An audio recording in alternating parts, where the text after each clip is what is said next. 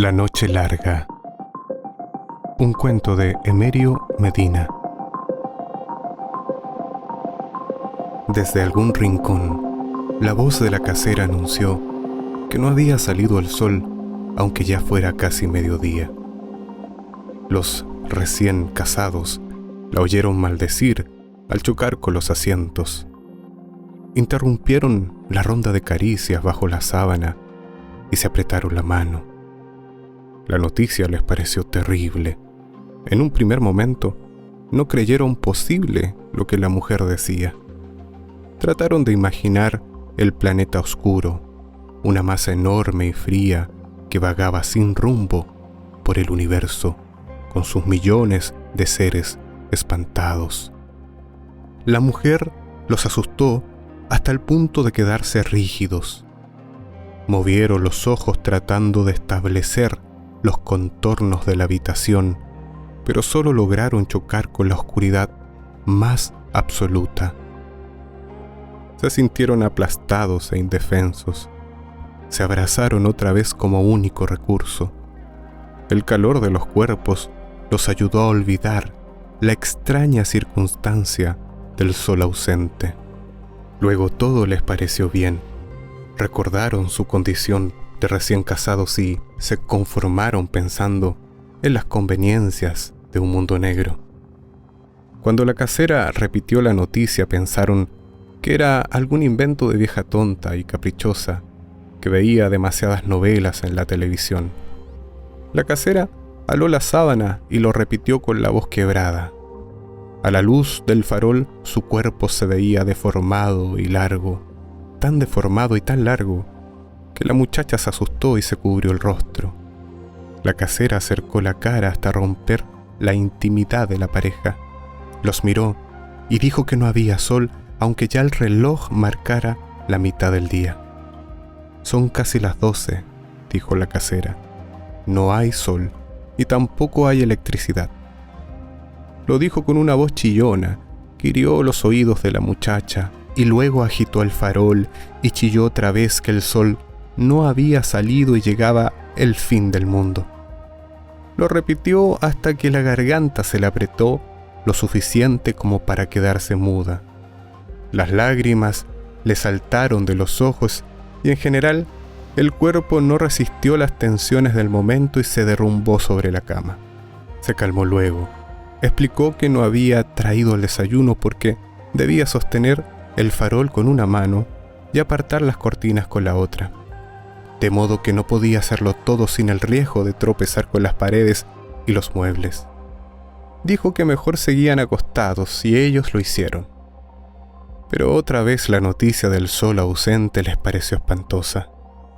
Se levantaron para comprobar que era cierto lo que la casera decía. Asomaron la cabeza al exterior para convencerse completamente. La aplastante oscuridad de los patios no dejaba ver los contornos de las edificaciones.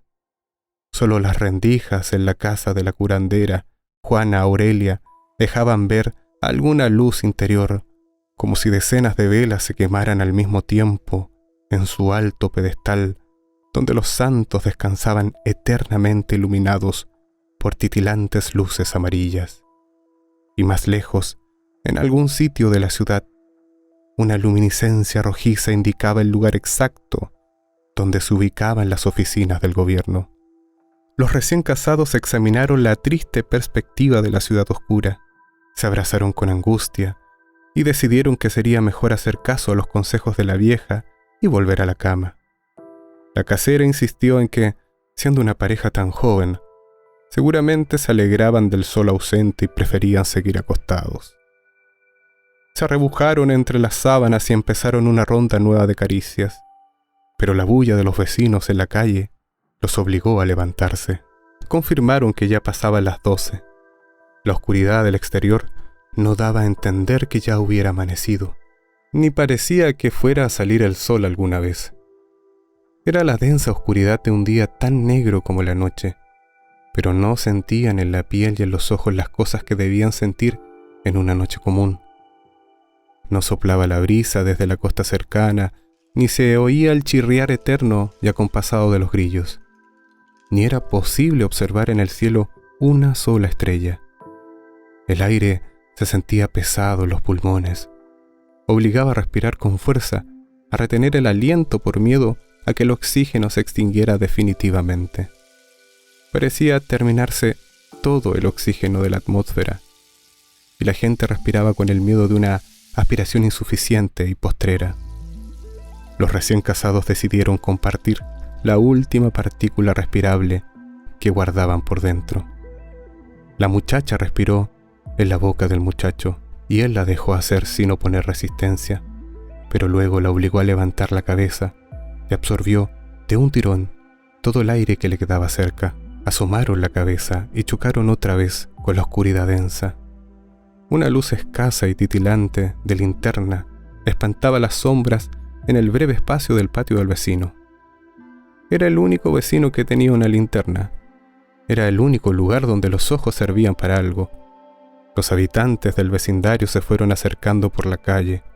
Hacían chasquear sus fósforos y avanzaban tomados de la mano.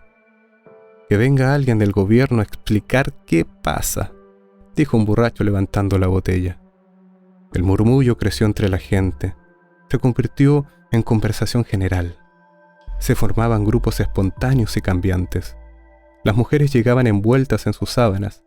Los más pequeños alargaban la cara hacia la luz de la linterna y escondían las miradas detrás de los padres.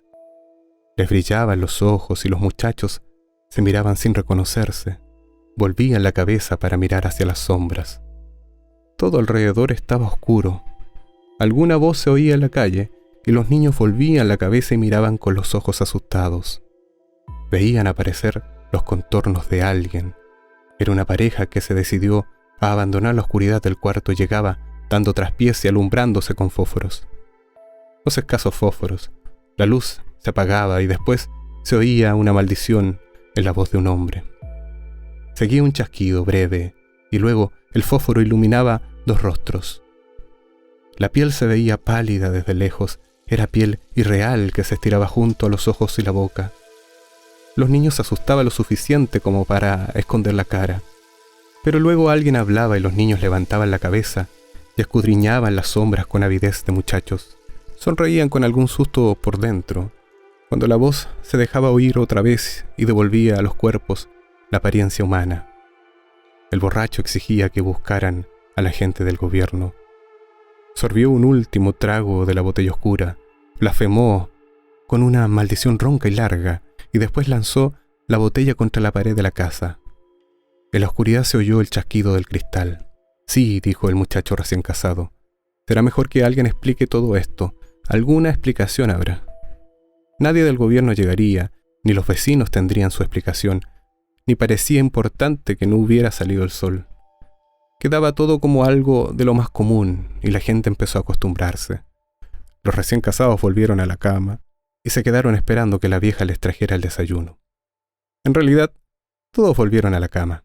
En vano habían esperado al sol, rumiando sus silencios dentro de las casas oscuras, maldiciendo con sus voces quedas de recién casados o de obreros que no se sentían obligados a cumplir con su rutina diaria, o de niños que no habían podido ir a la escuela y se alegraban por eso, o de gente vieja y tranquila por la extraña circunstancia que los obligaba a quedarse en la cama. Habían esperado que los gallos cantaran y que el horizonte empezara a iluminarse. Habían esperado que amaneciera, que soplara la brisa anunciando la mañana y el sol, pero no amaneció, ni cantó un solo gallo en los patios, ni sopló la brisa, ni se vio en el horizonte la mínima señal de luz.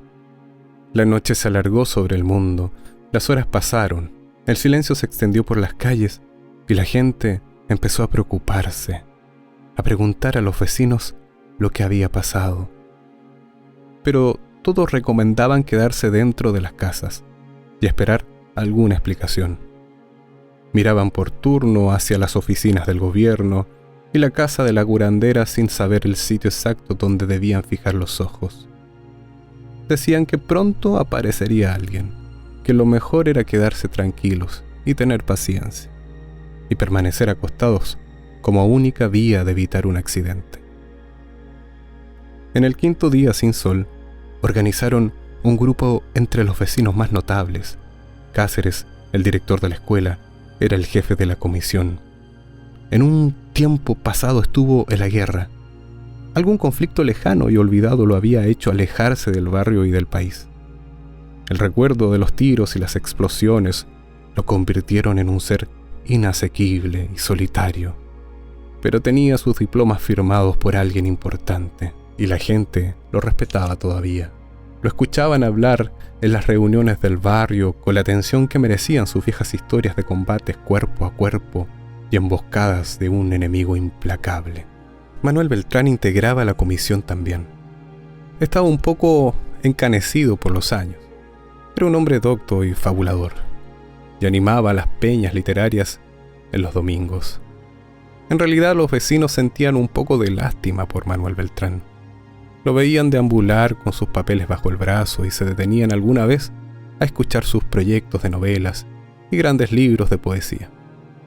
Pero se alegraron, en general, cuando alguien propuso su nombre para integrar la comisión. De algo podía servir la calmada resignación del aspirante escritor. Su labia elocuente e ininteligible y su pasión por las causas más nobles. Los recién casados insistieron en tomar parte en el problema. Explicaron que ella estaba terminando el preuniversitario y tenía buena letra, y él sabía un poco del idioma inglés y podía servir de traductor si el caso llegaba. Cáceres los miró desde su altura de presidente y director, torció los labios y dio a entender que no aceptaba la propuesta. A la escasa luz de la linterna los vecinos miraron a los recién casados. Alguien carraspeó en la oscuridad y más de una voz se sumó a la negativa de Cáceres. Solo Manuel Beltrán, que podía hacer uso de sus facultades de segundo, se permitió decir algo en defensa de los jóvenes. «Pero hablan inglés y tienen buena ortografía en español», dijo Manuel Beltrán. «Ya con eso pueden hacer mucho. Pueden servir si se trata de un asunto de conspiraciones internacionales o injerencia extranjera. Nadie sabe lo que el conocimiento del idioma puede aportar en este caso». «Puede ser», dijo Cáceres, que recordaba todavía algunas palabras en portugués y sabía la importancia de una buena traducción. «Pero son demasiado jóvenes.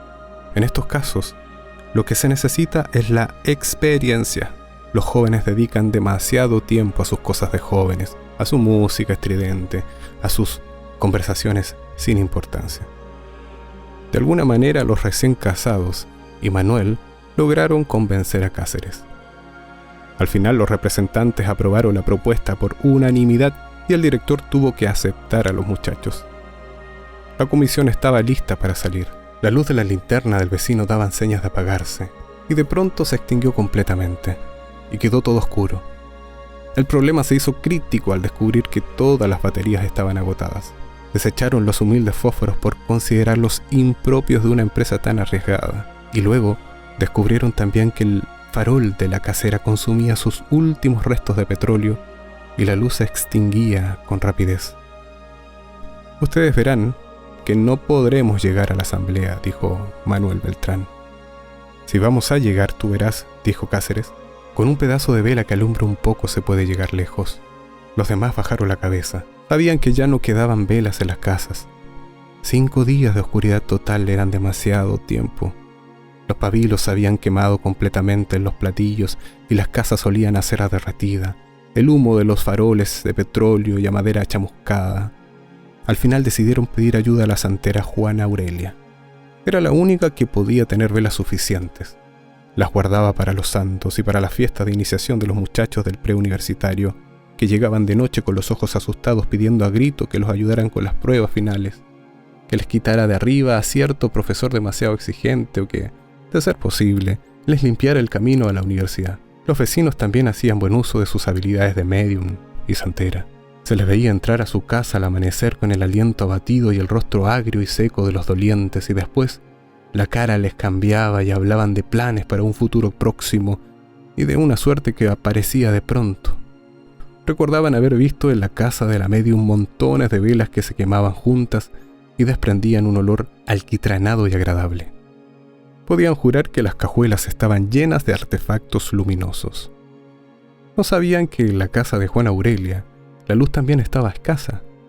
No podían imaginar que en 5 días de oscuridad todas las velas se habían agotado.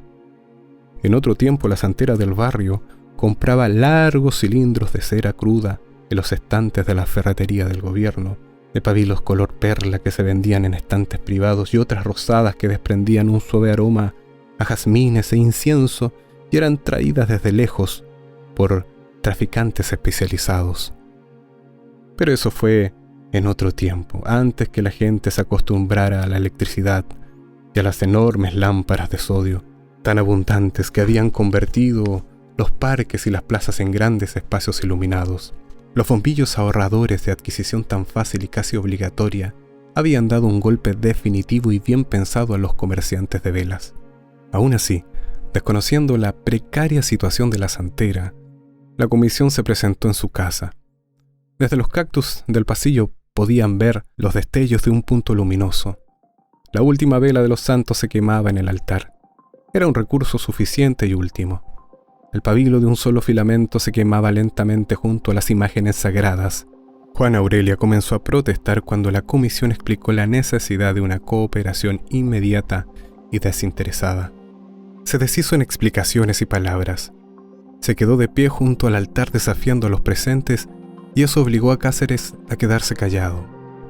Por un momento callaron todos. Entendían las razones de la santera y la compadecían de algún modo.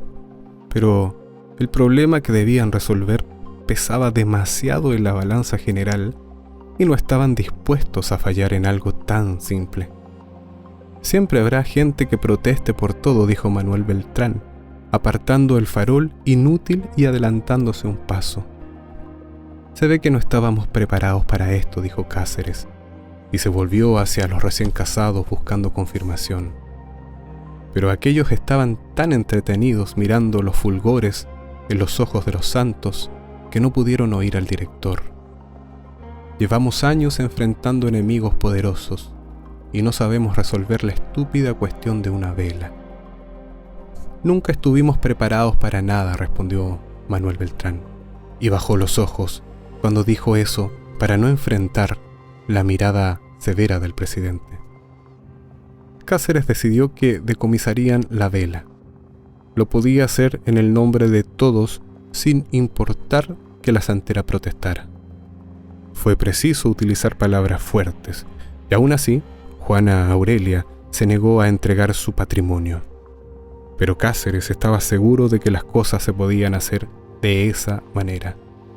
Habló de los tiempos en que la corriente eléctrica era abundante y barata, de los largos días de sol y las noches normales, estrelladas, cuando los amantes salían de los clubes nocturnos y caminaban de la mano por la calle bajo la larga fila de luminarias que el gobierno había situado en cada rincón de la ciudad.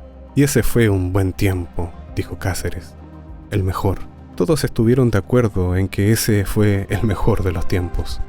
Lo habían dicho en momento peor, al levantarse cuando chocaban con los muebles, cuando miraban los televisores inútiles, cuando veían los cables y los postes, y las cajuelas metálicas de los contadores que brillaban con la luz titilante de los fósforos escasos. Será mejor que entregues la vela, dijo Manuel Beltrán, por el bien de todos.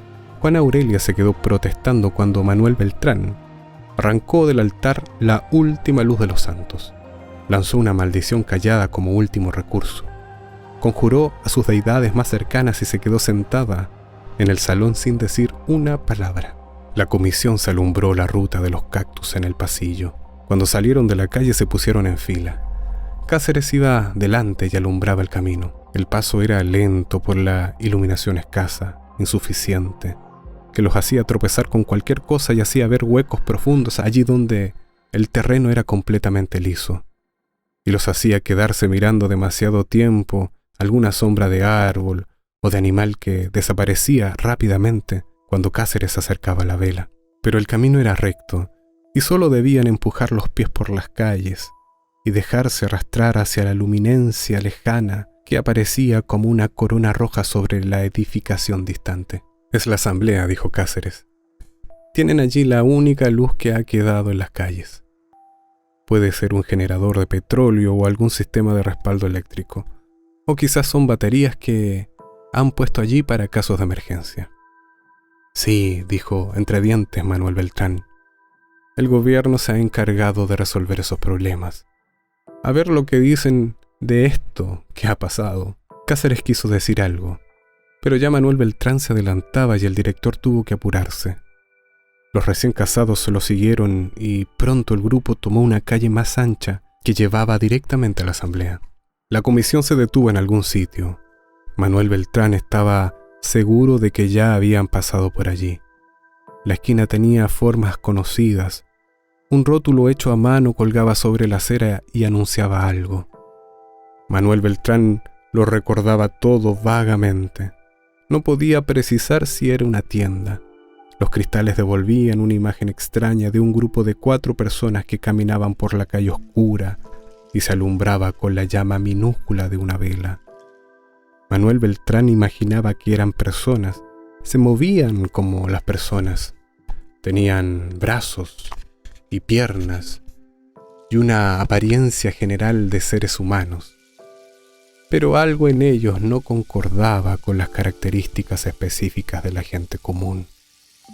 Manuel Beltrán no podía establecer la diferencia, aunque se esforzaba en taladrar los cristales con los ojos. Le pidió a Cáceres acercarse y alumbrar desde cerca.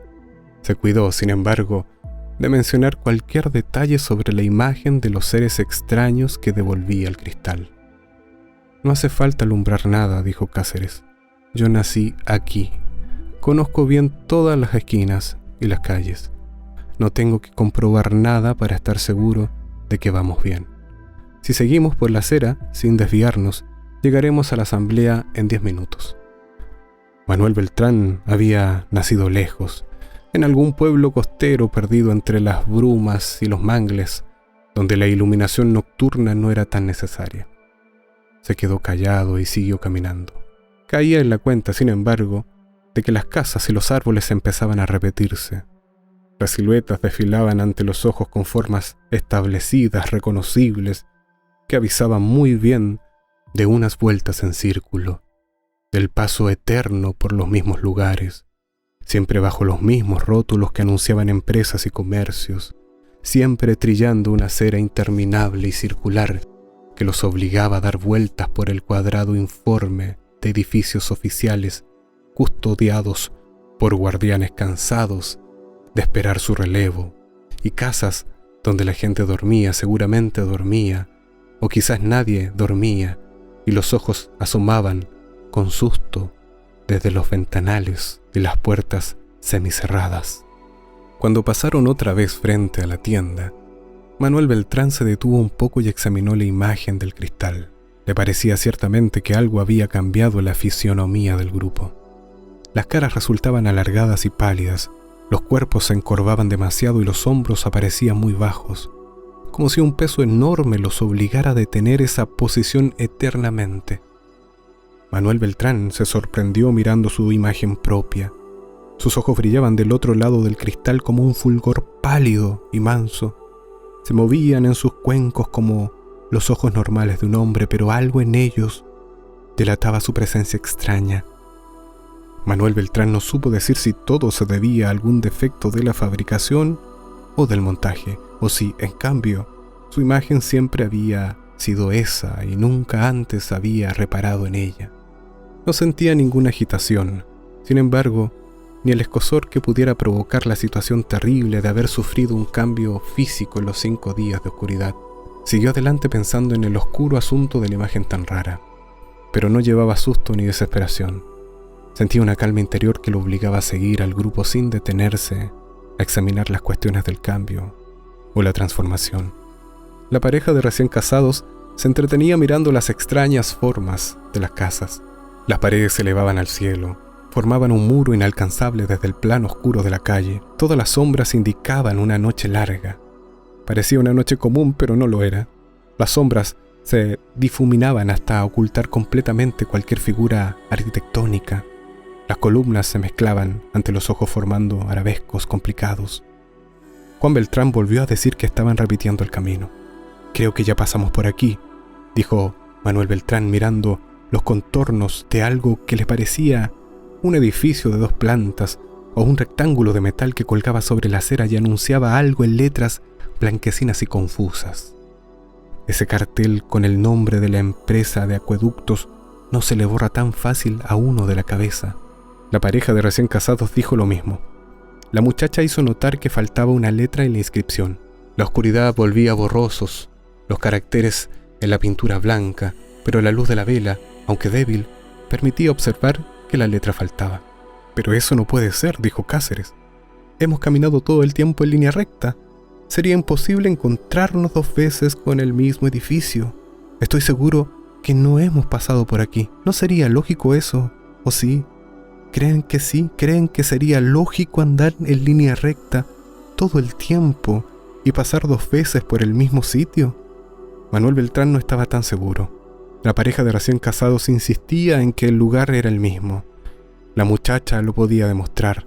Señaló una grieta en la pared cercana, unas marcas de agua en las fisuras del techo y una parte de la columna donde el cemento se había resquebrajado y dejaba asomar el esqueleto de hierro. Hizo notar después un lugar específico en la acera con su hueco grande y peligroso donde alguna vez se le trabó un zapato. Insistió que ya habían pasado por el lugar, aunque el director dijera que todo eso no era posible y nada pareciera lógico. El muchacho la apoyó. Juan Beltrán empezó a mirar alrededor haciendo un esfuerzo para penetrar las sombras. La oscuridad era demasiado densa. Resultaba imposible establecerlo todo sin una luz suficiente que ayudara a los ojos. Insistieron en que debían comprobar todas las pistas. Manuel Beltrán exigió iluminar las paredes y las columnas del edificio, pero el director dijo que todo eso sería una forma de perder el tiempo. «No hay nada que demostrar», dijo Cáceres. «No debemos ir atrás ni comprobar ninguna marca porque eso solo hará que la vela se gaste más rápido. Además, ya queda un tramo corto. La asamblea está cerca». El argumento, pese a todo, resultaba fuerte. Manuel Beltrán pensó que las razones del director debían tenerse en cuenta. Volvió a mirar alrededor, sin embargo, se acercó a la pared y a la columna. Comprobó que había una grieta y unas fisuras y unas marcas de agua en el techo. Tanteó con los pies y encontró el hueco en la acera, y luego miró con detenimiento el cartel que anunciaba el nombre de un establecimiento. El hecho de descubrir que la muchacha tenía razón obligó a Manuel Beltrán a replantearse el asunto. Esta vez encaró al director y le demostró la necesidad de alumbrar las paredes y el anuncio. 3 contra 1, dijo secamente, o, si lo prefieres, aprobado por mayoría. Te exigimos que alumbres ese cartel. Solo exigimos eso. Después seguiremos contigo hasta la asamblea. Cáceres quiso protestar. Se sentía humillado en su rol de guía y director. Esgrimió un último argumento sobre el tiempo escaso y la vela que amenazaba con extinguirse completamente. Una mirada rápida a la cara de los presentes lo convenció de que no escucharían ninguna otra explicación. «No perderíamos nada», se atrevió a decir la muchacha. «Por el contrario, ganaríamos en seguridad y confianza. No podemos seguir caminando en círculos. Deberíamos confirmar». Manuel Beltrán y el muchacho aprobaron sus palabras. Arrastraron al director hasta la acera y lo obligaron a levantar la vela. Lo confirmaron todo cuando Cáceres alumbró los rótulos y el número de la edificación. «Sí, es la empresa de acueductos», dijo Cáceres. «Yo trabajé aquí antes de ser director de la escuela. Fui director también. Pero no lo entiendo. No puede ser. No es posible que hayamos pasado por aquí hace un rato». Faltaban letras en la inscripción. La luz escasa no dejaba ver el letrero en su conjunto. Solo podía mirar un extremo y correr luego la mano y mirar el centro y el extremo final. Pero en el proceso las letras se perdían. Faltaban una S y una M. Y después Manuel Beltrán advirtió con pesar que a la palabra acueductos le faltaba una C. El grupo se quedó mirando el cartel, evaluando la triste perspectiva de haber pasado ya por el mismo lugar, aun cuando se hubieran movido en línea recta todo el tiempo. El grupo se quedó de pie en la acera sin poder hacer otra cosa. Se quedaron callados, expectantes.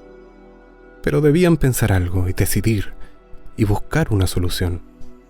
Lejos, al final de la calle, una luminiscencia amarilla indicaba la ruta hacia la asamblea. Algún fogonazo se dejaba ver bajo los árboles. Eran chispazos de tonalidad variable que alumbraban de pronto un espacio limitado de la acera y las paredes más cercanas.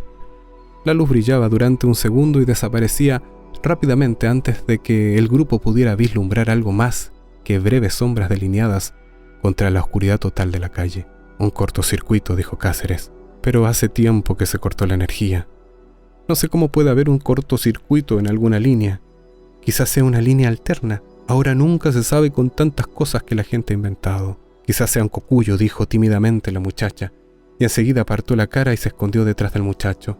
Pero luego asomó la cabeza otra vez y miró los chispazos con detenimiento. Sí, definitivamente, son cocuyos. Miren que el color cambia hacia un azul difuso. Fíjense bien. Se enredaron en una discusión sobre cortocircuitos y cocuyos. El muchacho casi estaba convencido de que ella tenía razón.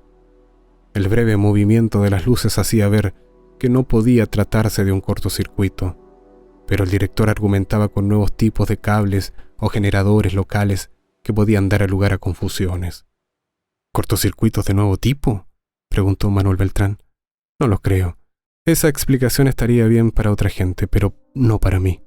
No me trago eso. La información sobre un cortocircuito de nuevo tipo, sin embargo, hizo dudar a los recién casados.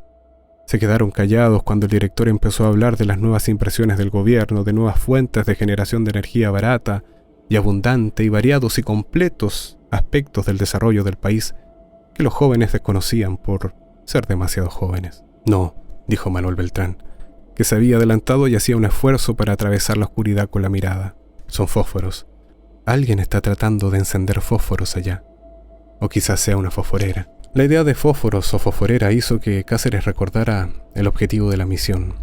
La ruta oscura, señalizada de pronto con chispazos repentinos, prometía algún encuentro inevitable. Allá, lejos, alguien se movía en las sombras, alguien esperaba, o buscaba desesperadamente una solución a la falta de luz, o sencillamente se dejaba llevar por el impulso y se dirigía resueltamente al único lugar donde parecía posible encontrar una respuesta. Cáceres abrazó definitivamente la idea de fósforos o fosforera. Eso quiere decir que no somos los únicos, dijo. Hay más gente tratando de llegar a la asamblea. En realidad se alegraron todos. Manuel Beltrán, que había pasado demasiados años solo en una casa de madera de la costa, sabía el valor de la cercanía de la gente. Debía ser gente común que andaba tratando de encender fósforos en la calle oscura, gente igualmente desesperada por los 5 días de oscuridad total. La pareja de recién casados se adelantó. «Pero no sabemos quiénes son», dijo la muchacha, y el muchacho dijo lo mismo. Quedaron abrazados delante de Cáceres tratando de que la vela les iluminara el rostro. Temblaban en una excitación ligera que los obligaba a respirar al mismo tiempo. Se veían asustados, en general, y se hacían un esfuerzo por hacer entender al director que la situación era peligrosa. «No sabemos», dijo el muchacho. «Puede ser gente mala, pueden estar ahí esperando que alguien pase». Cáceres no pensaba igual. Levantó la vela sobre la cabeza y dio a entender que eso no le preocupaba. Hizo semicírculos de luz en el aire y enseguida, en algún momento, la vela amenazó con apagarse. Pero Manuel Beltrán, que recordaba las imágenes extrañas del cristal, agarró el brazo del director y detuvo el movimiento y los semicírculos luminosos. «Los muchachos tienen razón», dijo. «No sabemos quién está ahí, ni lo que quiere. No tenemos forma de saberlo». Entre todos convencieron a Cáceres. Al final el director pareció entender el peligro que se ocultaba en la situación y moderó los tonos y las palabras. Todavía se opuso un poco cuando Manuel Beltrán dijo que lo mejor sería apagar la vela y acercarse a los desconocidos en completa oscuridad. «Pero seguro ya nos han visto», dijo Cáceres. «Seguro vieron la vela como nosotros vimos sus chispazos. Te estarán cuidando también, estarán pensando lo mismo que nosotros». «No estés tan seguro», dijo Manuel Beltrán. «En 5 días de oscuridad las cosas pueden haber cambiado bastante. Quizás esos que están ahí adelante, no son de aquí. Quizás no son como nosotros. Ya no». «¿Qué quieres decir?», dijo Cáceres. Y con el mismo impulso apagó la vela minúscula. «¿Qué es lo que quieres decir con eso?». No hizo falta, sin embargo, que Manuel Beltrán respondiera. La perspectiva del director cambió radicalmente cuando se vio rodeado por la oscuridad tan densa. Abrió la boca y aspiró con profundidad, solo para convencerse de que el sabor del aire no era igual. Quiso decirlo, pero la torpe respiración de los recién casados le dio a entender que todos sentían lo mismo. Estableció que el aire, efectivamente, tenía un gusto raro y se dejaba respirar con dificultad. Ahora el aire se siente distinto también, dijo Manuel Beltrán. Por un momento olvidaron los fogonazos que habían visto a lo lejos. Se enredaron en una discusión sobre el sabor del aire, sobre la presión en los pulmones y el gusto raro en la boca. El director dio voces de agruparse y hablar bajo cuando la conversación sobrepasó los diapasones de costumbre. Pero en la oscuridad nadie entendió nada, y los recién casados creyeron que el director los estaba mandando a callar de la misma forma que lo haría frente a la formación matutina de la escuela cuando los estudiantes protestaban por alguna medida nueva. No estamos en la escuela, dijo el muchacho. Aquí no tienes autoridad, todo ha cambiado. Para todos quedó claro que no estaban en la escuela. Para el director también, y se acercó a los muchachos, les palmeó el hombro y dejó entrever que se disculpaba por la acción espontánea. Manuel Beltrán aplaudió el gesto del director. Después alargó la cara hacia la calle lejana y pidió hacer el silencio. Ya no se ve nada, dijo. Parece que se fueron, o quizás nos vieron. Deben estarse cuidando. Sí, dijo el director. Mejor damos la vuelta y seguimos por otra ruta. Dejaron atrás la empresa de acueductos y tomaron una calle lateral. Manuel Beltrán dijo conocer bien esa calle y las calles cercanas. Se ofreció para ir adelante y antes que el director pudiera decir algo ya estaba encabezando la procesión. Pero yo también conozco esa calle, se apuró a decir Cáceres. Trató de explicarlo otra vez cuando los recién casados le rozaron el brazo. Protestó con una voz callada de director que hubiera sido relevado de su cargo por negligencia o incapacidad. Conozco este pueblo mejor que nadie. Yo debería ir adelante. Siempre he estado en la primera fila. Allá en la guerra, yo iba en la primera fila también. Aún así, a pesar de las protestas y del tono lastimero del director, Manuel Beltrán se disparó delante y los recién casados lo siguieron. El director se quedó protestando en su lugar, pero después dejó de lamentarse y apuró el paso para alcanzar al grupo que se alejaba y desaparecía del campo visual tan reducido. No los alcanzó, sin embargo, no vio más sus figuras en la noche larga, no oyó sus voces ni sus pasos, y se detuvo. No sabía si correr para alcanzarlos, o si debía seguir solo hacia la asamblea por la calle oscura, terriblemente oscura, respirando el aire pesado y raro. Cuando no le quedó otra alternativa, caminó solo. Trataba de adivinar parajes conocidos, postes y paredes familiares, las breves líneas de la ciudad que podía alcanzar con la mirada. Se le antojaban extrañas locaciones sin forma y sin color.